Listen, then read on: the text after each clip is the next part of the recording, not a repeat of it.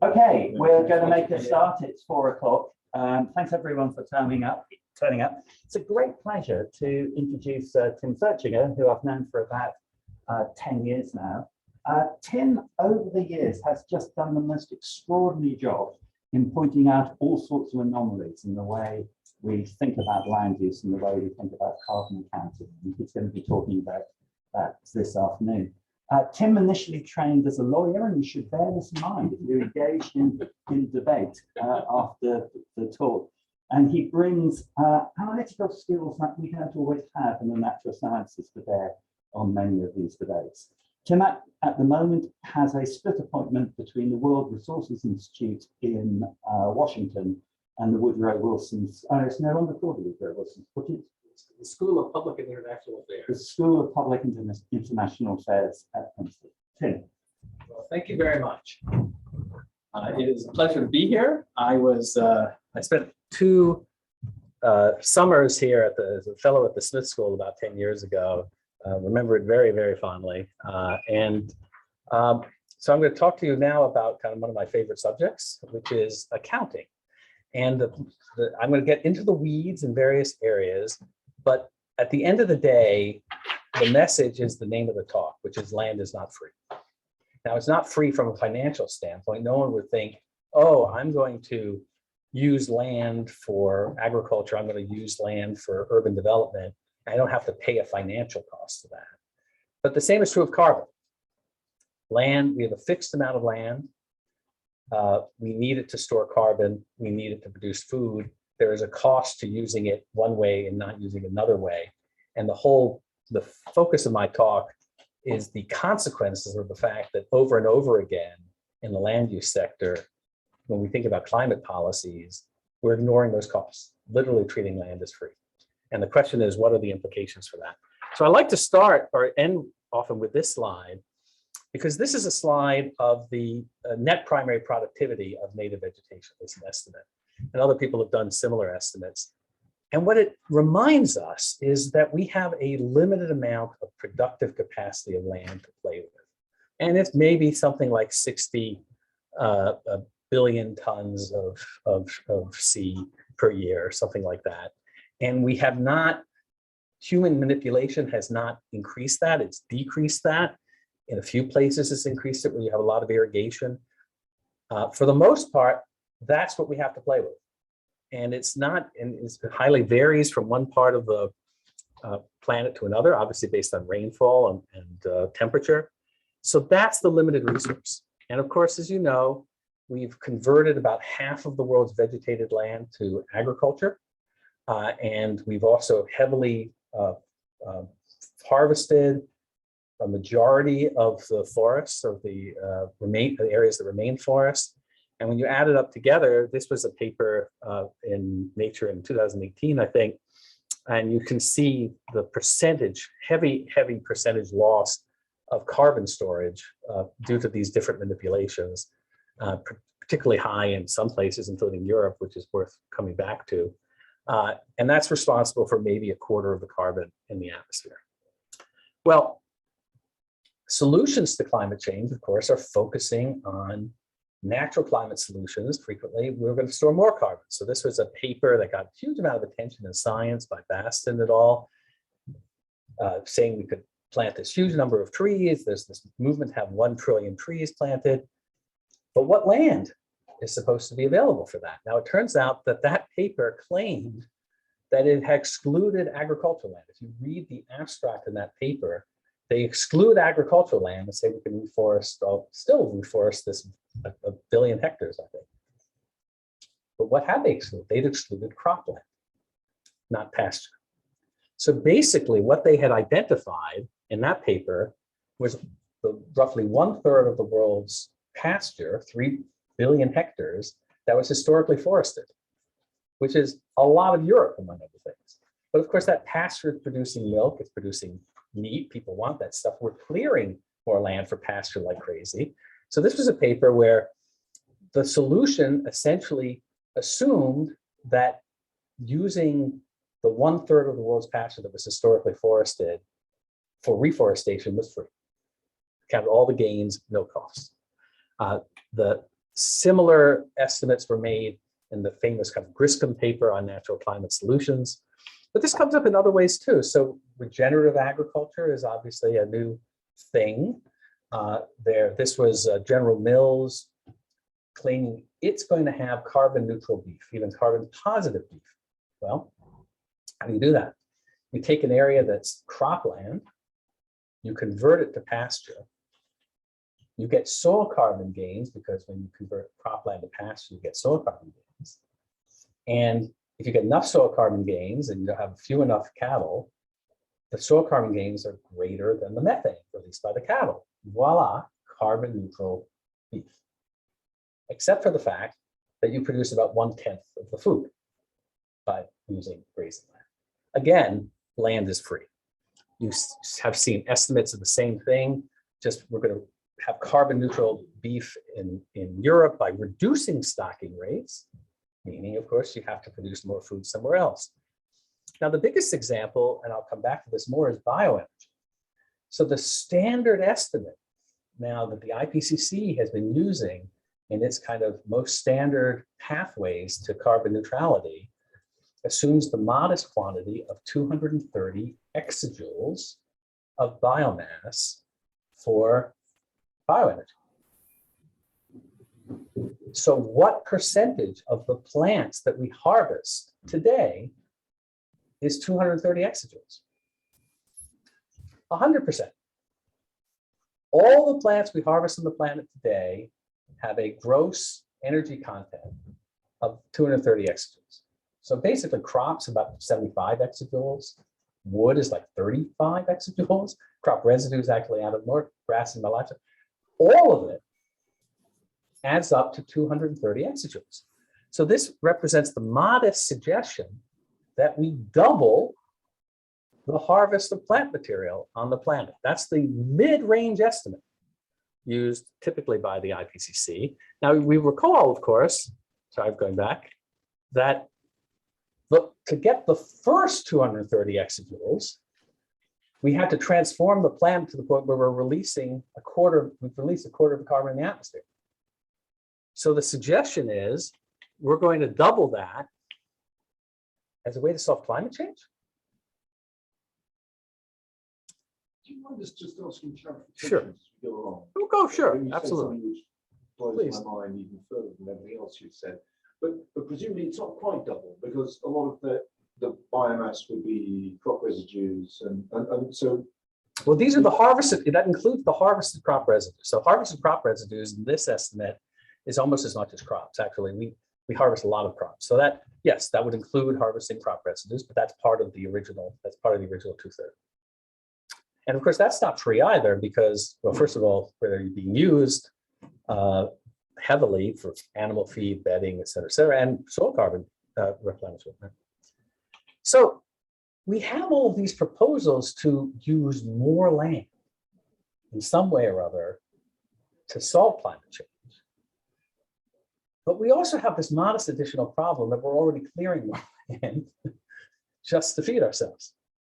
So here is, I think this is a clearing in, will eventually probably become oil palm in Indonesia, clearing for expansion of pasture in the Amazon.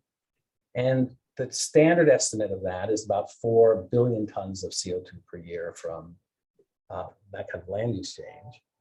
And then we get basically another 1 billion tons a year from the ongoing degradation of drained peatlands. So we already got 5 billion tons of CO2 emitted per year, and maybe more, I'll come back to that.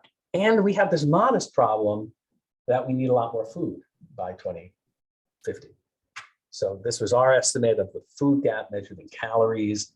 That actually understates the problem, because the standard estimate is about 70% more meat and milk between at least 2010 and 2050. And we are definitely following that pattern in terms of overall milk consumption. And so pretty much everybody, this is a paper, the model comparison paper of the estimates of additional cropland that would be used under business as usual by 2050. And pretty much everybody is estimating 100 to 400 million hectares of additional cropland without any additional demand, right? That's just business as usual. And why would you even be down to 100? It all depends on what assumptions you're making about yield growth. So a lot of yield growth is built into that. And then on top of that, and I'm going to, a lot of these slides I'm just kind of using as background or going into, but basically this was the kind of pathways to 1.5 degrees. And a lot of those pathways already rely on heavy negative emissions post 2050, but pretty much all of them require an almost immediate end to deforestation, other land expansion, which is this brown part here. So standard estimate is we're going to clear a lot more land. Pathways to climate neutrality or to climate stabilization all assume we've stopped clearing land. And other people are assuming we're going to use vast quantities of land for additional needs. So how does this add up? Well, because you're not depressed enough, there was a paper that came out, which the editors of Nature Food had the exquisite timing to bring out, so for maximum appreciation on the day before Christmas, by Matt Hansen's group at the University of Maryland. If you track land use change, he's kind of the kind of, at this point, the kind of considered the most advanced on tracking deforestation. But it's been very hard to track net cropland expansion because it's hard to see cropland, particularly going in both directions from satellites. But they did a huge amount of work developing kind of algorithms that worked on a local basis. And their estimate is that arable cropland, annual cropping, is expanding in the last 8 years they analyzed by 10 million hectares per year. Now that number is 4 times the estimate by the Food and Agriculture Organization. And then on top of that, there are probably about 2 million hectares of permanent crops like oil palm, rubber, and then a lot of pasture. And they said, by the way, the gross expansion is about twice the net expansion. So you're getting 1 hectare restored for 2 that you clear, but they're not equal, of course, because you lose carbon in the interim and biodiversity too. So we are seeing, in fact, in real terms, massive cropland expansion, while everybody's basically counting on some unspecified land area to solve our problems through bioenergy or reforestation, or whatever. Okay, so let me talk a little bit more about bioenergy. And why do people think bioenergy reduces greenhouse gas emissions? So before you look at this slide, I'll go into detail. You know, when you burn biomass, you emit carbon. It's a carbon fuel. So, but the standard way of analyzing it ignores that carbon. Just says that carbon doesn't count. Why? Because plant growth absorbs carbon. And so the plant growth bioenergy, you think of it as double. Plants absorb the carbon, and that compensates for the carbon burned, and therefore it's a wash, right? Okay, so let's look at that in more detail. This is a standard life cycle calculation for biofuels for ethanol versus gasoline. And the first step is compares the mining of crude oil versus the growing of the crop. In this case, I think it was a European average grain.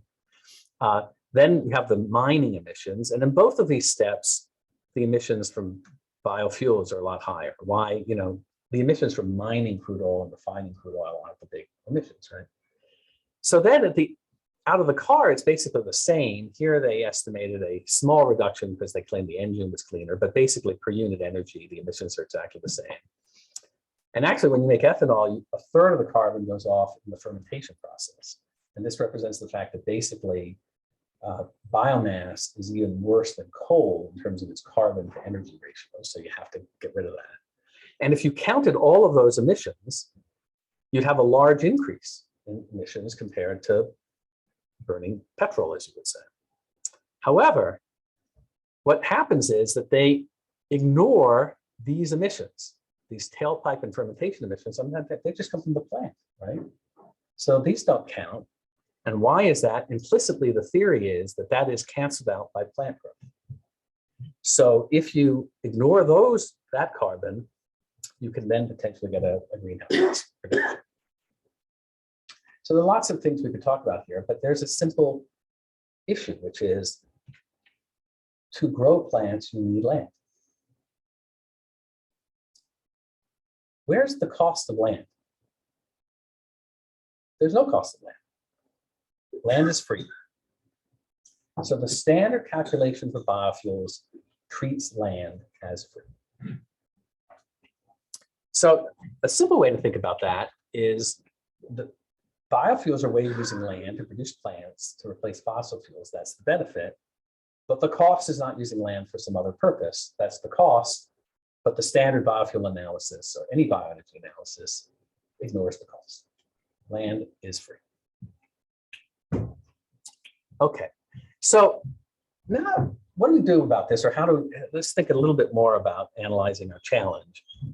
So one issue is, okay, one way of thinking about it is we need more food, we need more carbon storage, but we have a fixed amount of land, right? I think, who was it? I think it was Mark Twain who said, buy land, they ain't making any land no more, right? We ain't making no more land. So we have a fixed area of land. So the only way to do both of those is to increase the efficiency. That's it, right? We got to use land more efficiently. We have to consume more efficiently. We have to produce more efficiently. Now, what does it mean to be more efficient? To be more efficient means one use is more efficient than another use. A benefit versus a cost. So efficiency inherently depends on the opportunity cost of using land another way. Now, going back to my dear friend bioenergy, when you start thinking about that, it's not too hard to figure out why it takes all the world's plant material to produce 230 exajoules of bioenergy. And the reason is that bioenergy is based on photosynthesis. And photosynthesis as an energy source sucks. It was invented 3.5 billion years ago by blue-green algae. One of those blue-green algae was incorporated and became a chloroplast. And it has not changed that much. And they didn't have a lot of materials to kind of play with, right? This is the ultimate source of path dependency. So to view, and then on top of that, it's not just instantaneous photosynthesis. You need water, you need good weather, all kinds of time when you're not photosynthesizing, that a lot of the energy you produce has to be used by the plant itself. So if you look at corn ethanol in the US, it converts 0.15% of the energy in solar radiation into usable energy. And Brazilian sugarcane, the most efficient biofuel today, is 0.2%.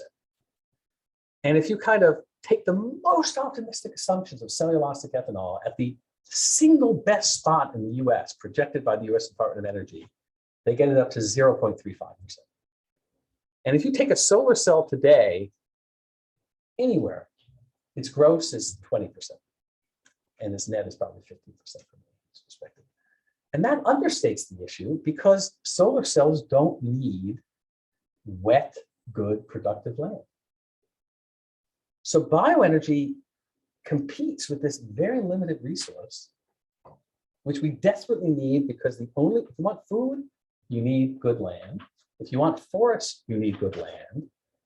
And bioenergy is staggeringly inefficient at that, and we don't even need that for energy. So that's basically the story. Okay, so how should we account for land? Well, one way to think about it is to start from first principles.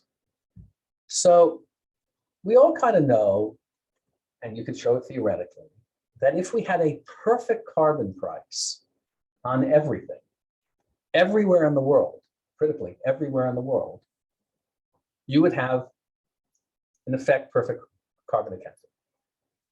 You emit a ton of carbon from burning coal, you pay $100. You chop down a tree, you pay $100 a ton. You plant a tree, somebody pays you $100 a ton.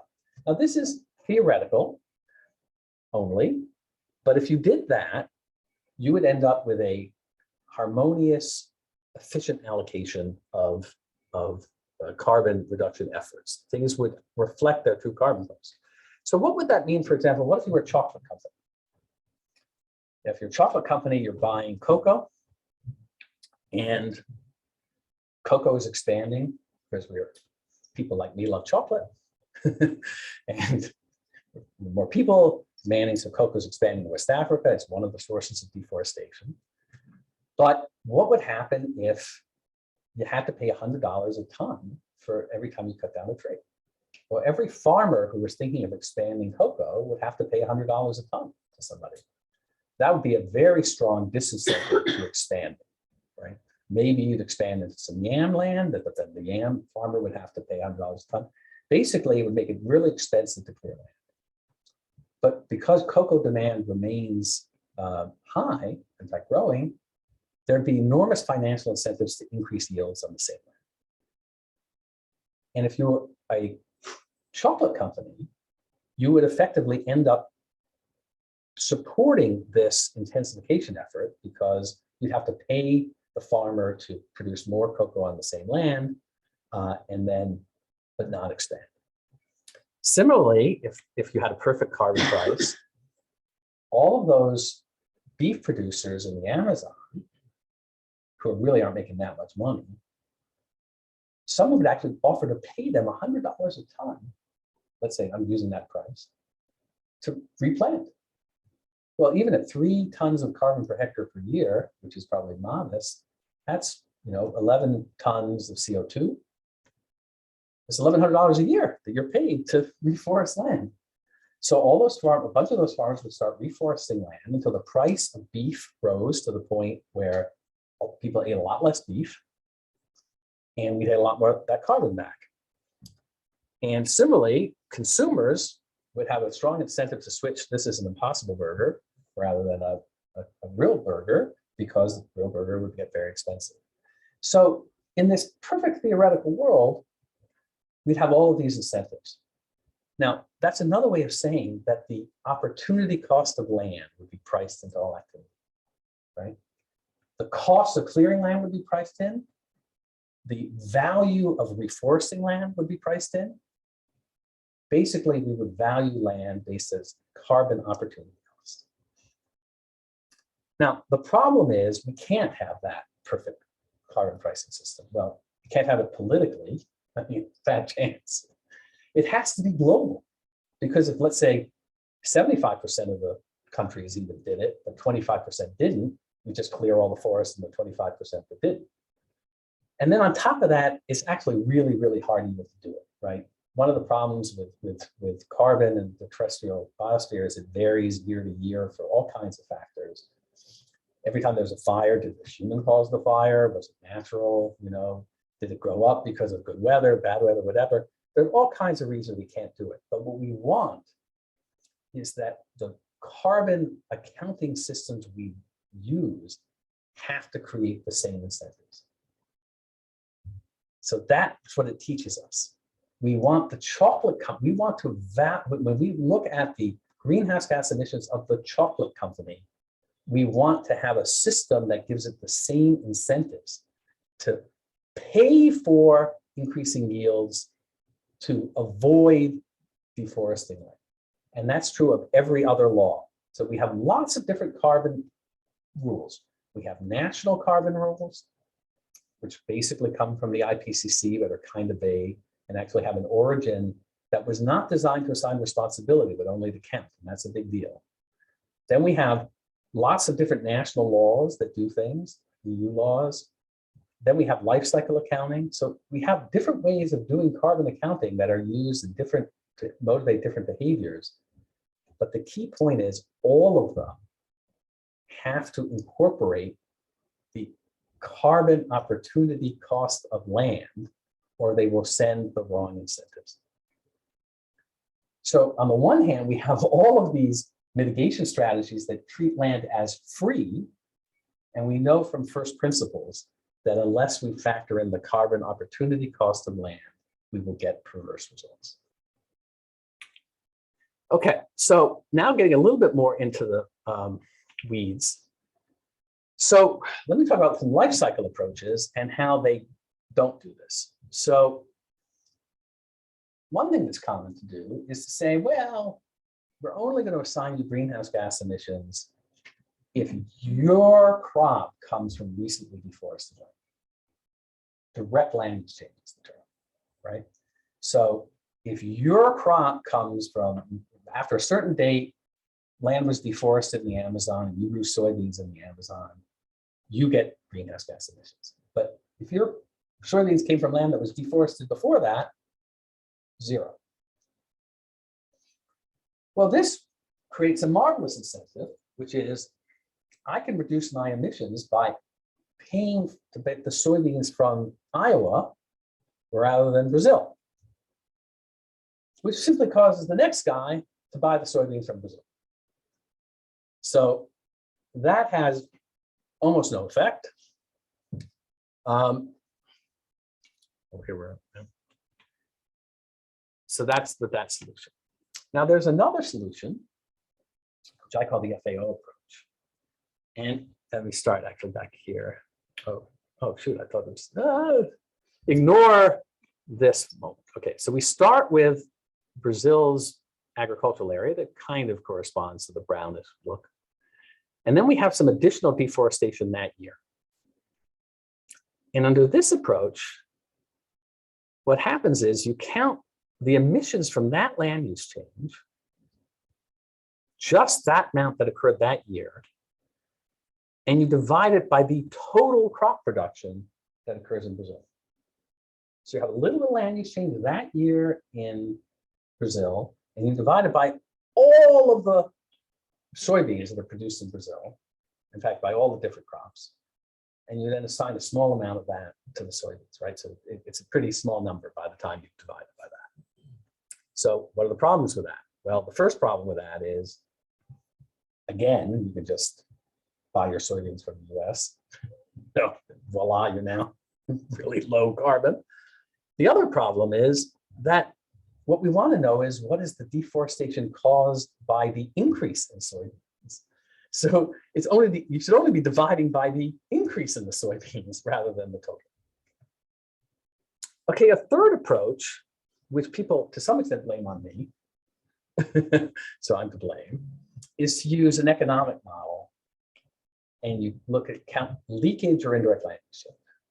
So the economic model says, okay, you increase demand for a soybean, 1 ton of soybeans.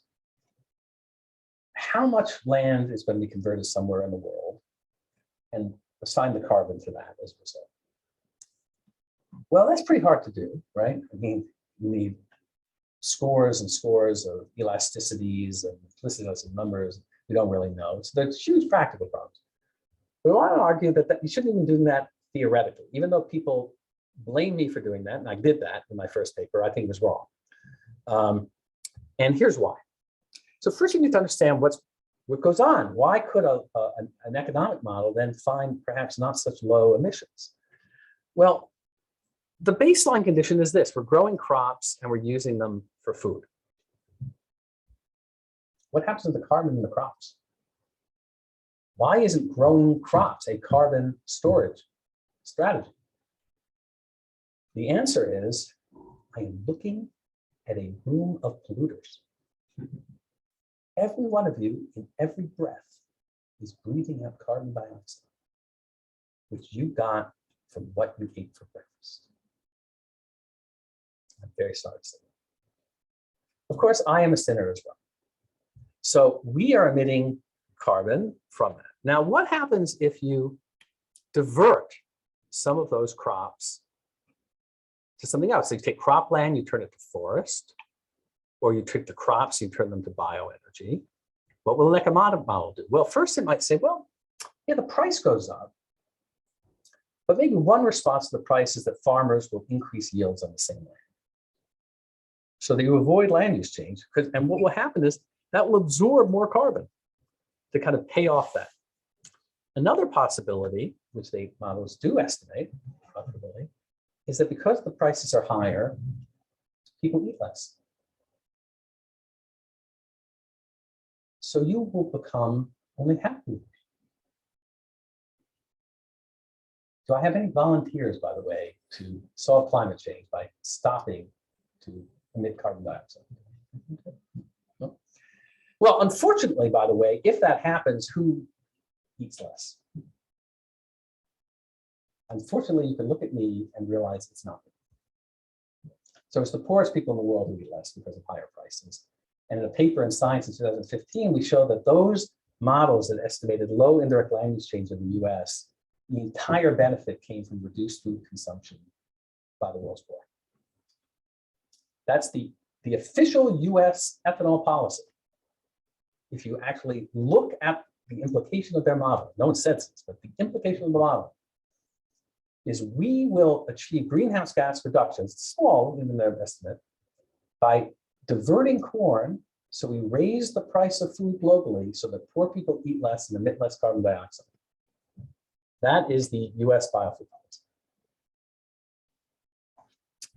And the third, of course, is that you would clear more land, and that's the land use change.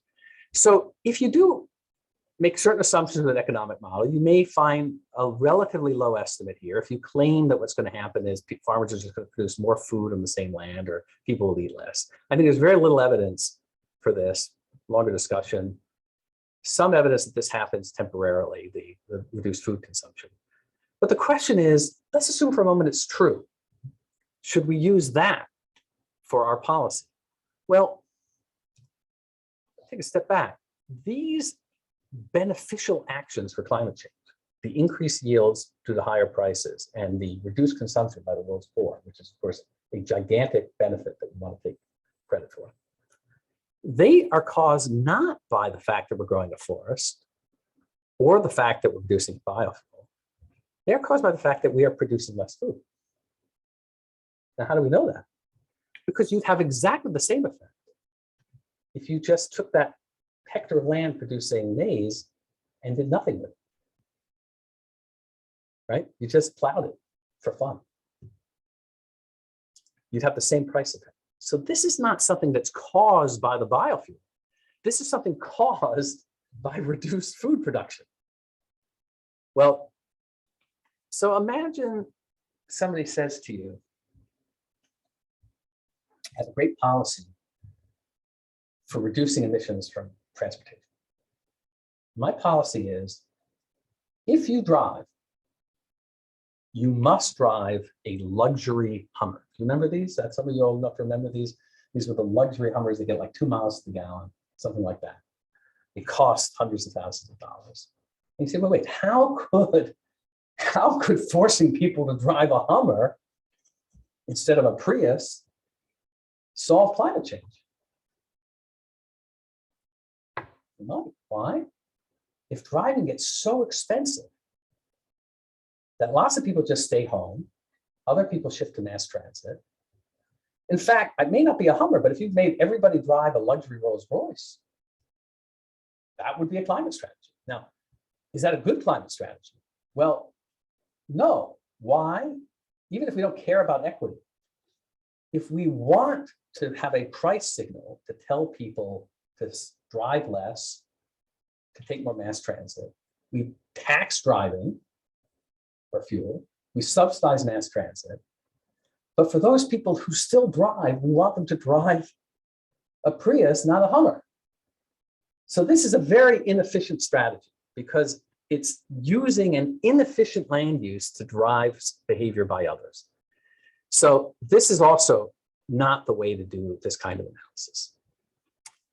So one lesson is, even if what we want to do is use price signals to force people to eat less or to increase yields, you don't have to use land inefficiently for that purpose. And another lesson which has come back is it's really important to differentiate consumption strategies from production strategies. Because while it might be the case that you can induce certain behaviors by increasing the price of things, production, there's all kinds of bad things, right? You basically say, well, we're not going to produce food here. Well, most of that food will be produced somewhere else anyway. If you want to influence consumption, directly try to influence consumption. Okay. So, so let me sum where we are here, which is we have all these methods that are actually being used sometimes to calculate some land costs, but they all get it wrong. We have lots of things where we don't even count any land costs at all. But we know from first principles that what we need to do is factor in the carbon opportunity cost of land. That's what we need to do. So I had a paper providing a method for doing this in 2018 in Nature, just one method. And it's all about kind of efficiency, right? And so we want to encourage more efficient land. Well, one more efficient use of land, let me just check the time, is if we increase the yields of maize, that's more efficient use of land. We know that. If we increase the carbon sequestration in a forest, from a carbon standpoint, that's more efficient use of land. But the question we have is, what if you switch from a good maize field to a lousy forest? Or from a good forest to a lousy maize field? What's more efficient? Well, that's obviously not, even though theoretically this lousy forest might store more carbon than this good maize field, we need more maize. So that can't be an efficient thing. What we need is a mechanism for calculating at what, when we're comparing literally apples and oranges or maize versus forest, which is the more efficient use of land. So here could be one way of doing it. You could say, well, that maize field, that particular hectare, I could plant a forest and get 3 tons of carbon per hectare per year. So I'm going to count the cost, the opportunity cost of using land at 11 tons of CO2 per hectare per year. And so therefore, if you could get a forest that sequestered more than that, well, that would be a gain. But if you had a forest that sequestered less, that would be a loss, right? And you could even factor that in. But the problem with that simple method, and I think that's, frankly, that gets you a long way. That just gets you a long way, even right there. If you do something that crude, it changes policy dramatically.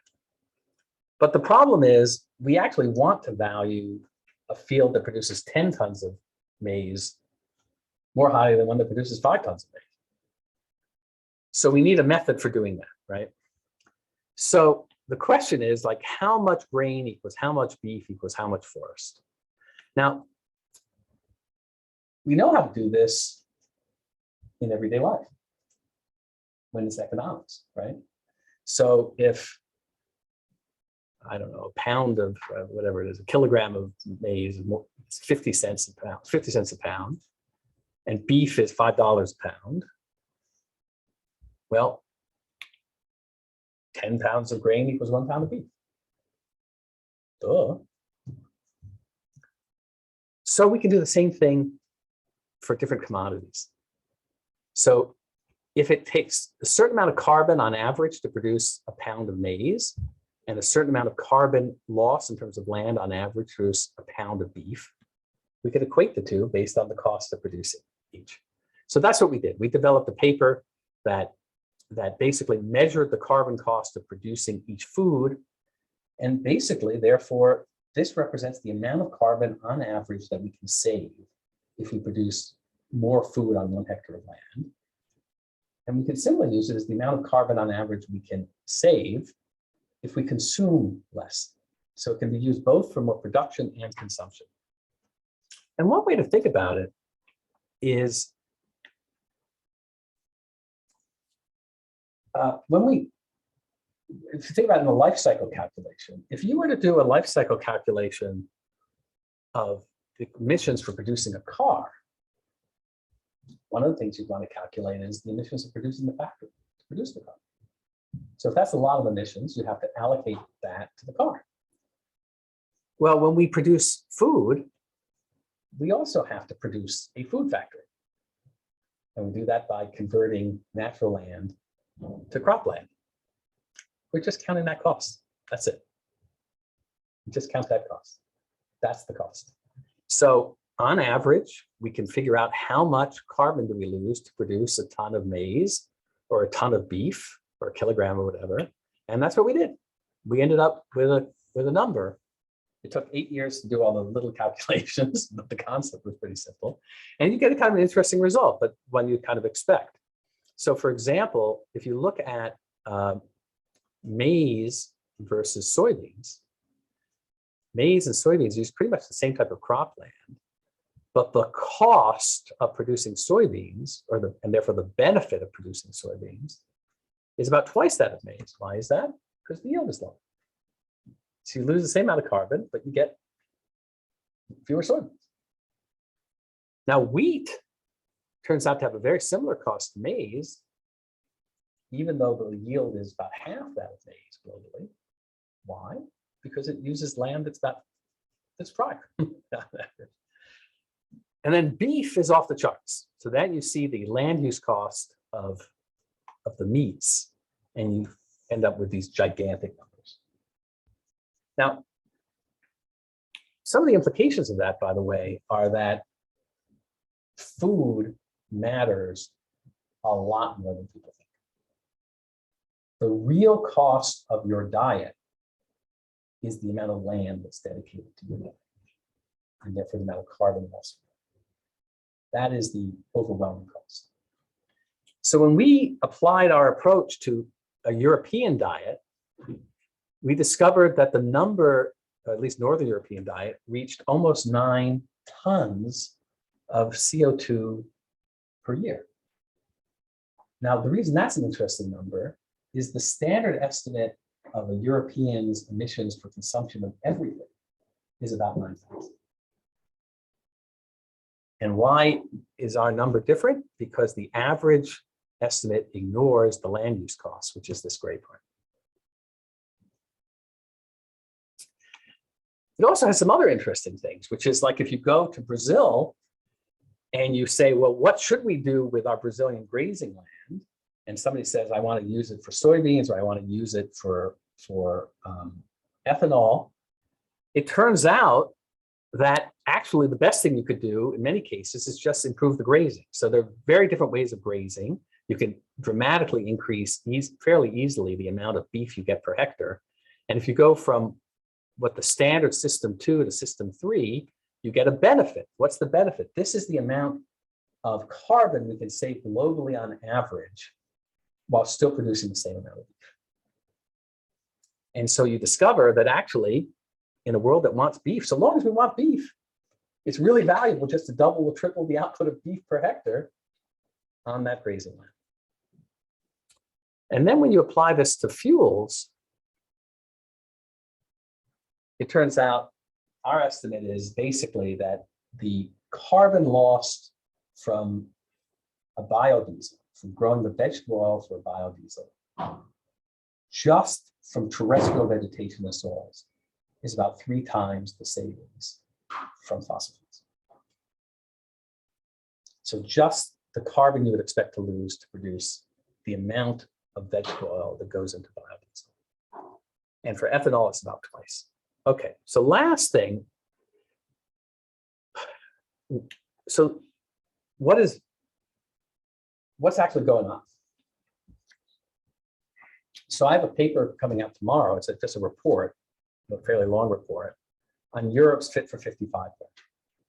So you all know, of course, you are not responsible for this anymore because you've liberated yourself from Europe, become independent. Are you joining the US soon? Are you? I mean, is that good? Haven't got that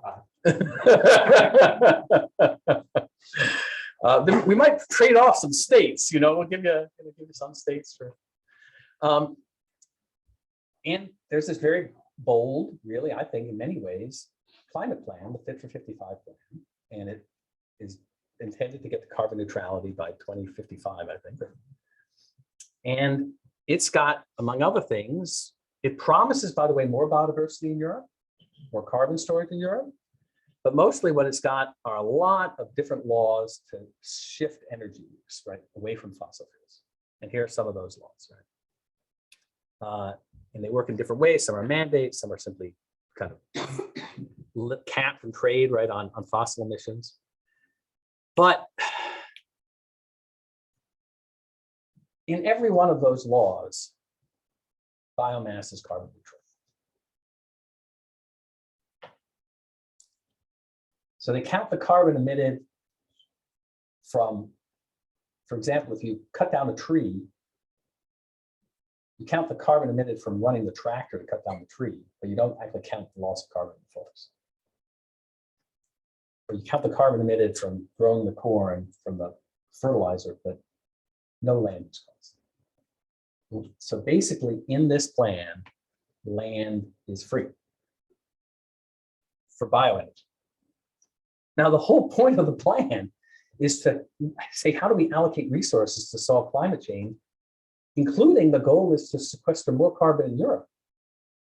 But the laws for bioenergy tell energy users, use bioenergy anyway, regardless of its land use implications. They have no effect on you. So what are the results? According to the Commission's own modeling, 22 million hectares of land by 2050 will be devoted to energy crops. How much is that? That is more than a fifth of the EU's cropland. So if we did that generally, we devoted 20% of the world's cropland, that would be 300 million hectares, basically, devoted to cropland, the area the size of India, which means in addition to all of that deforestation we're already likely to have, we need another 300 million hectares. And where does it come from? Well, it comes from cropland, pasture, but also, supposedly, the plan is intended to improve biodiversity. And as some of you know, Europe has about somewhere between 20 and 25 million hectares of semi-natural grasslands. I guess some of the grasslands right near Oxford would count as this.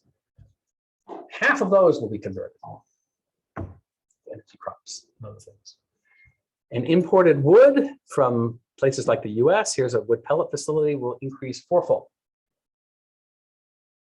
And I think the estimate is an underestimate because, among other things, they're relying on a lot of residues, but the amount of residues the modeling claims will be used is actually 2.5 times the maximum revenues, according to other people, even physically available in Europe. And they claim no more wood pellets between 2015 and 2030. But in fact, we've already known we've been increasing wood pellets. So to get into a detail, the Commission claims it has not treating land as carbon neutral or bioenergy as carbon neutral because it has so-called LULUCF regulations. Now, LULUCF, right, is land use change and forestry, right?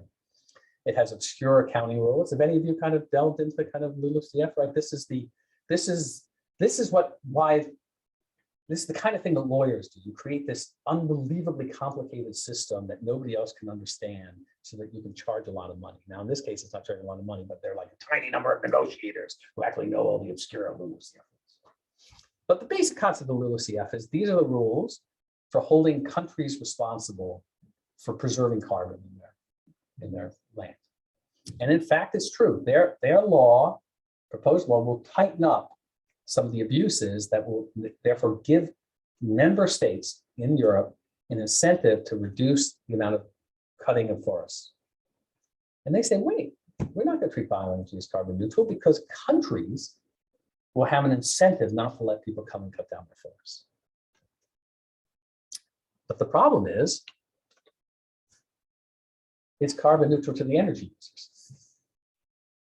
If you're a power plant, you burn biomass, it's treated as 100% greenhouse gas reduction. You don't care if Estonia has to say, well, gosh darn, someone's cut down our forests, you get the benefit of it. And that's true of all the other energy users in this, in the legislation. So what happens if you actually do have tighter LULUCF rules? So that you can think of the LULUCF rules or the bioenergy rules as a foot on the pedal to use bioenergy. The LULUCF rules as a kind of a mild foot on the brake. And what do you have? You just get your biomass from outside of Europe. And that's what either by importing more wood or taking a fifth of the cropland in Europe, turning it into energy crops, and importing more food. Now, by the way, in this report we show, Europe already is a major outsourcer of land. It basically imports food on a land basis. And the cost of that, in the way we measure it, is 400 million tons of CO2 per year. Basically, it's soybeans, cocoa, coffee, some beef. 400 million tons is equal to the entire European forest carbon sink.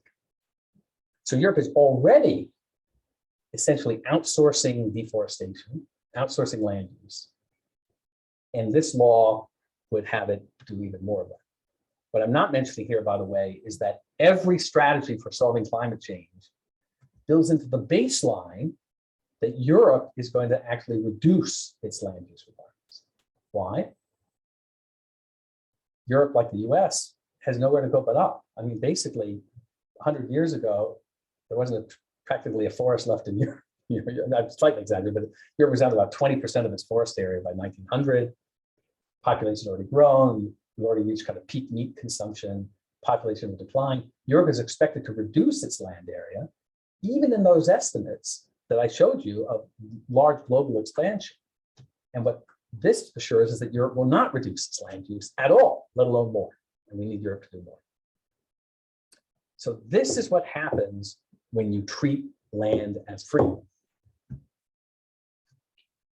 So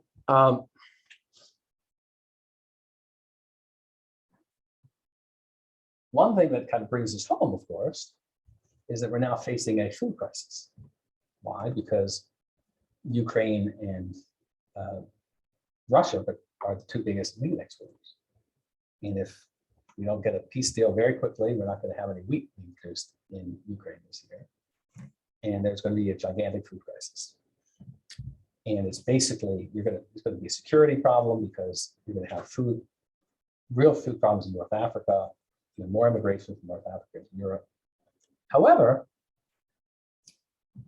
the amount of Ukraine's grain exports per year is equal to 1/2 of the grain that Europe and the US put into ethanol. So we could basically eliminate that problem by cutting our ethanol production from grain, just from grain, by 50%. So take home message a little bit. One thing I like to say is, if you want to mess up the world a little bit, really try personally to do a lot of bad things. But if you want to mess up the world a lot, just create the wrong accounting rule, and then everybody will do the wrong thing. So when you have the wrong accounting rules, you create these perverse incentives that lots and lots of otherwise well-intended people do that thing. So how to fix it? Well, we can go into more details, but ultimately, we've got to factor in the carbon opportunity cost of land into all evaluations of climate that regard land use. That's the basic rule. Details of how we do it, we can talk about. I showed one method, various other things. And again, I will leave you with that concept, the one concept: land is not free. Thank you very much.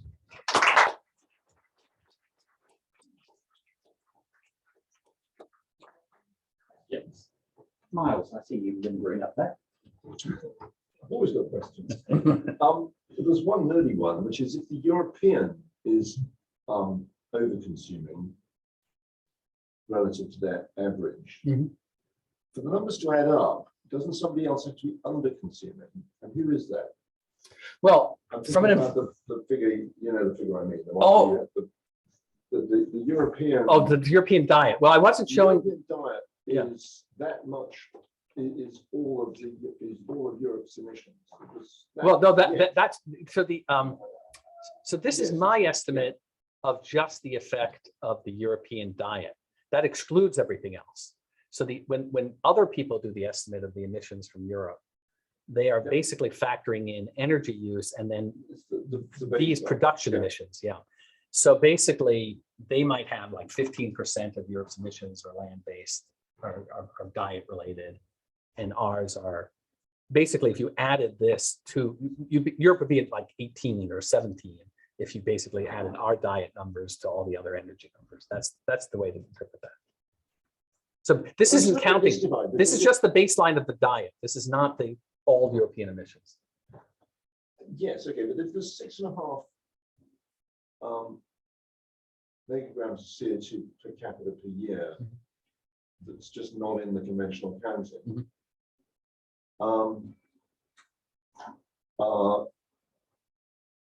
There must be.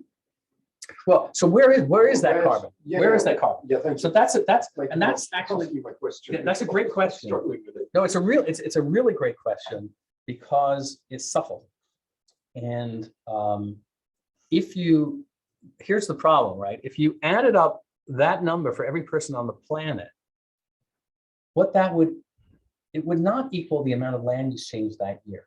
What it would equal is roughly 1/35 of the total amount of carbon that we have lost from terrestrial vegetation and soils on the world's agricultural land. So basically, the way to think about it is we've lost this amount of carbon, and because we use a time discounting approach that basically is kind of equivalent to amortizing over about 35 years. It's like 1/35 of that. Now, it turns out that that number is not that different from imagining that if we abandon all food and just let that land regrow, it would be pretty close to that. There's some subtleties in this in terms of the marginal, but basically that's more or less the concept. So this is a lost opportunity. On the other hand, it is also a very real emission in the following sense that, let's say yields grow enough so that this year we only need to clear 1 hectare of land to feed. In other words, yields grow enough, the food growth increases by a lot. We can make it almost all that with yield growth, but we're just a little bit short. So we need 1 more hectare to clear. Well, even in that scenario, every one of us could avoid clearing that hectare by changing our diets, right? So, but the average American uses about 2 hectares of land. So if you reduce your diet to 1 hectare of land, you could save that 1 hectare. So we all have the power to save land through our real emissions, through our dietary choices. Thank you. There are a lot of amazing figures in that talk, but the one that was the most amazing of all was your calculation that the full carbon cost of biofuels is always higher than the fossil fuel. It's dramatic. That's not even looking at the biodiversity or the other implications. So here's a conclusion of that bioenergy is bad in all possible circumstances. And just bioenergy for the dedicated use of land is bad in all possible circumstances. Yes. It may be some waste or whatever, some things like that. But yeah, it was. Let me tell you where the error came from, because actually, there's a kind of intuitive error that is not actually the historical error. I'll start with that, and then I'll tell you the historical. The intuitive error is anything that's renewable is free. I cut down a tree, it regrows. I can burn it and have it too. What's wrong with that? Well, renewable does not mean free. Now, how do we know that? Well, think of something else that's renewable. Your paycheck. So what, you get a paycheck every month here, every 2 weeks, month? So I said to my friend Charles, you are the director of the Martin School. You must earn a lot of shillings. Give me your paycheck. It's not going to cost you anything. You're going to get another paycheck next month. We tried this at the restaurant last night. But Charles is a smart guy, and he knows he's using his paycheck for food, he's using it for rent, he's putting some in the bank.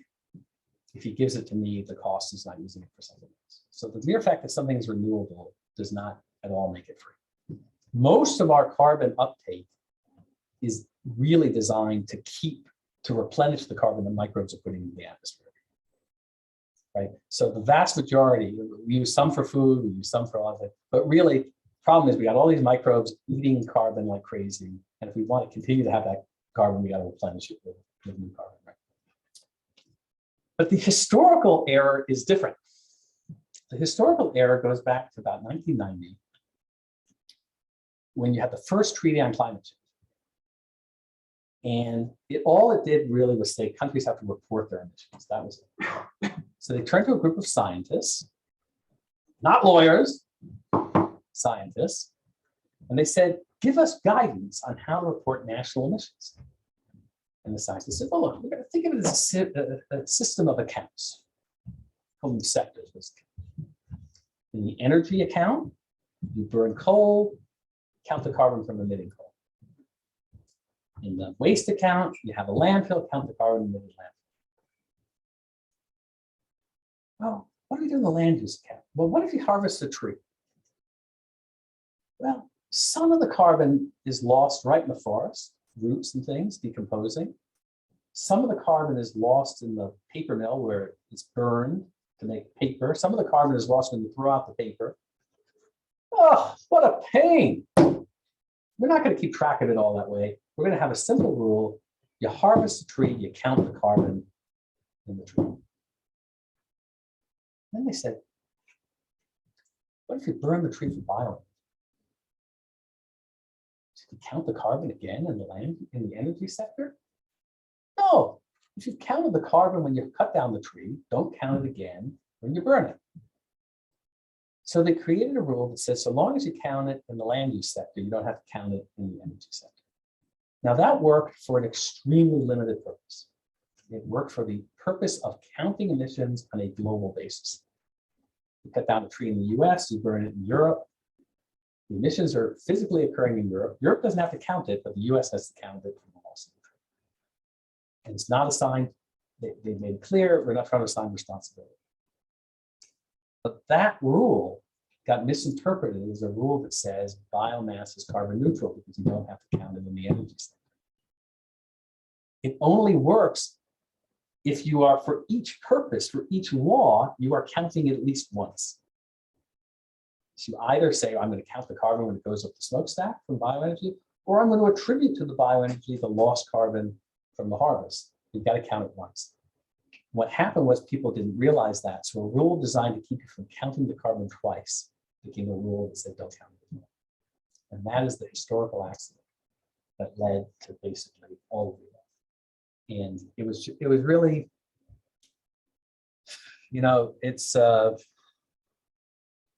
people just didn't know.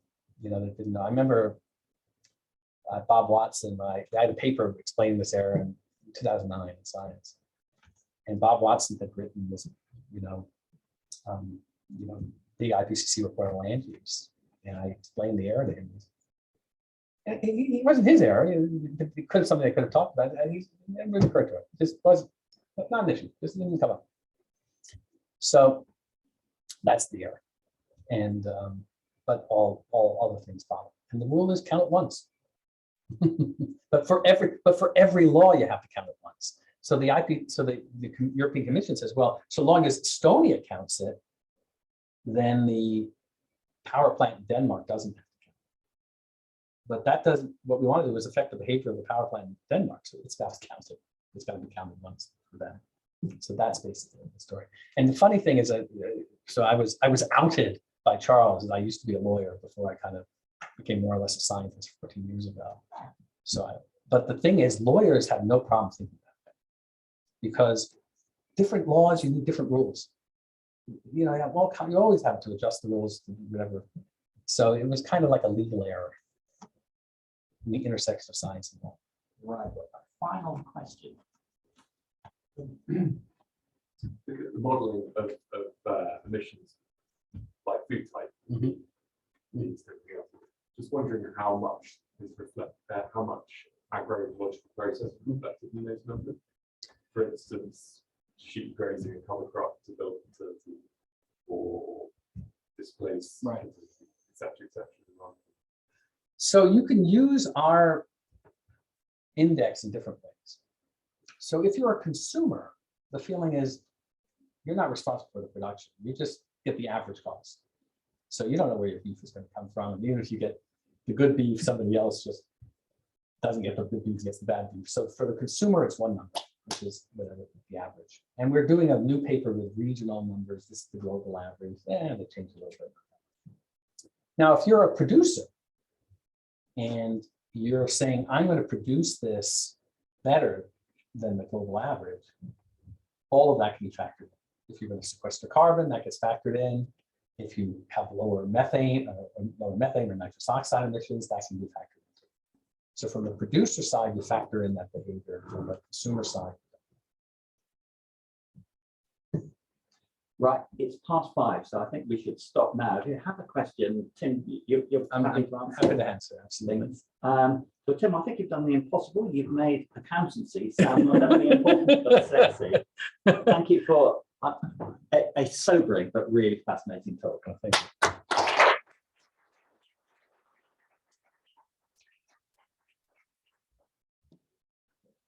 you.